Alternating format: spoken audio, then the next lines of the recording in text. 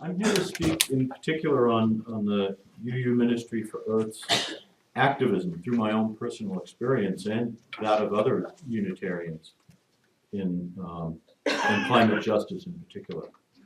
My quest for freedom from fossil fuels started with Jimmy Carter's days when I wanted to be a solar power engineer, and extends to today when I came up in an electric car that's charging over on the side of the building.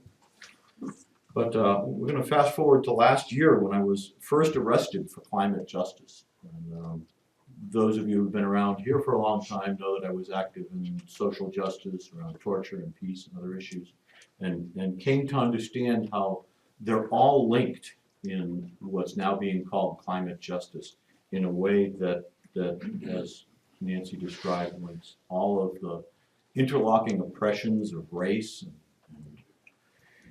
just about everything else that happens when you start changing the environment in such a dramatic and drastic way. So I was arrested first on July 26th after Tim DeChristopher, the Bidder 70 as he's known, was on trial for bidding on oil and natural gas leases in Utah. After the trial, but before his sentencing, I met with him and a mutual friend, another Unitarian, who was one of the Unitarians that corrupted Tim when they brought him into the fold.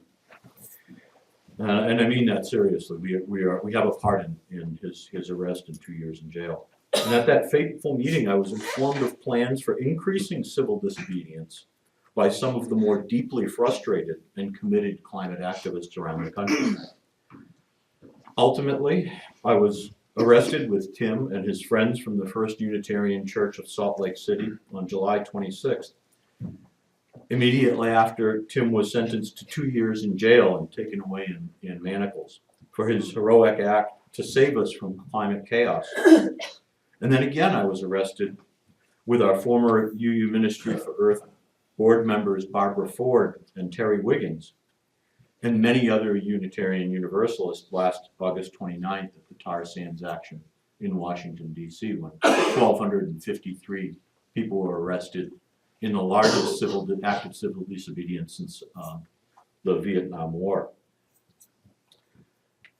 And those plans that Tim and his friend revealed to me are not done yet. So if you're from any federal investigatory agency, well, I can't tell you anything because really I don't know anything. I just know that it's not done. It's not done. There are no specific details, but for the fact that we want to shut down the coal plant here in Tucson. And one of the things that motivates me in this and frightens me at the same time is that when I was growing up, I had a lot of friends, older friends. I was the fifth of six kids of my older brothers who were in Vietnam, and some of who came home in boxes, and a good friend among them. When I heard about the Kent State shootings, that students, and I was about to become a college student, were being shot on college campuses around the country.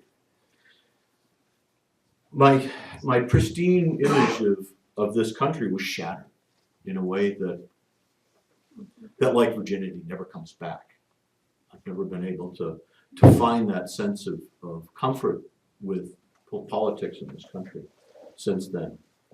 And that's why I'm prepared to stand before our young people and be first to be arrested and be first to be shot at if that's what it comes to, in hopes that they shall not have to give up their chance for full and joyful lives in exchange for a militant government's bullet. Yet I know, as Tim warned me, some will die for climate justice. The 1,253 people arrested in acts of civil disobedience against the massive Canadian tar sands project are safe for now. But many of those people are intending to go back to Washington again and again and continue this civil disobedience. The tar sands project would lock us into a commitment to release enough carbon emissions to make a stable climate and a livable future for the children that were in the room and have just gone to religious education. Virtually impossible. The moment I heard the words 2 years and $10,000 from the judge's bench at Tim DeChristopher's sentencing hearing, my life changed forever. When I reached the courthouse steps after the sentencing, still shaking from the verdict, to my surprise, there were my new Unitarian Universalist friends and some of their friends handcuffed to one another, blocking the stair railings, united by song in joy and resolve, and by a clear vision of climate justice far beyond the judge's myopic decision. I stood for a long time at the top of the stairs, uncertain as to what to do. And then I began to feel an unfamiliar emotion. I knew more than ever what I had to do. I had gone as a witness with the Unitarian Universalist Ministry for Earth since Tim's congregation had voted to support him based on the seventh principle. I felt that we should be there and went with the board's blessing. What I expected to be was a witness, and I had been up until that time throughout the whole trial, blogging and reporting on what had happened and talking about it in talks like this. But at the moment that